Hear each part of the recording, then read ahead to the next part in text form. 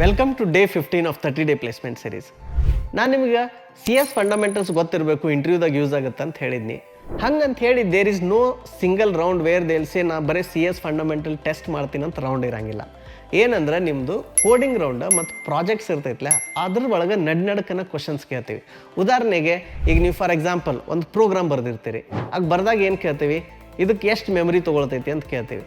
ಆಮೇಲೆ ಇದ್ರೊಳಗೆ heap memory ಒಳಗೆ ಎಷ್ಟು ಹೊಂಟೈತಿ ಅಥವಾ ಸ್ಟ್ಯಾಕ್ ಮೆಮೊರಿ ಒಳಗೆ ಎಷ್ಟು ಹೊಂಟೈತಿ ಅಂತ ಕೇಳ್ತೀವಿ. ಆಮೇಲೆ ಇದನ್ನು ಯಾಕೆ ರಿಟರ್ನ್ ಮಾಡಾಕ್ತಿ, ಯಾಕೆ ಡೈರೆಕ್ಟ್ಲಿ ಸೆಟ್ ಮಾಡಬಾರ್ದು ಅಂತ ಕೇಳ್ತೀವಿ.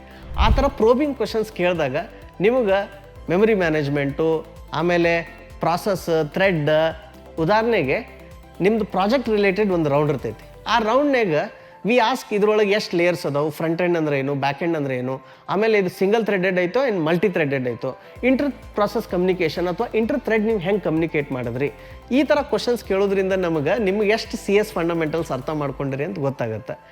It will not be a separate round, it will be embedded in every single round. Since ಇದಕ್ಕೆ ಸಪ್ರೇಟ್ ರೌಂಡ್ ಇರಂಗಿಲ್ಲ, ಎಲ್ಲ ರೌಂಡ್ನಾಗೂ ಅಲ್ಲಿ ಅದನ್ನು ರ್ಯಾಂಡಮ್ ಆಗಿ ಕೇಳೋದ್ರಿಂದ ನಿಮಗೆ ಓನ್ಲಿ ಕಾನ್ಸೆಪ್ಟ್ಸ್ ಕ್ಲಿಯರ್ ಇದ್ರೆ ನೀವು ಇದನ್ನು ಎಕ್ಸ್ಪ್ಲೇನ್ ಮಾಡೋಕ್ಕಾಗುತ್ತೆ.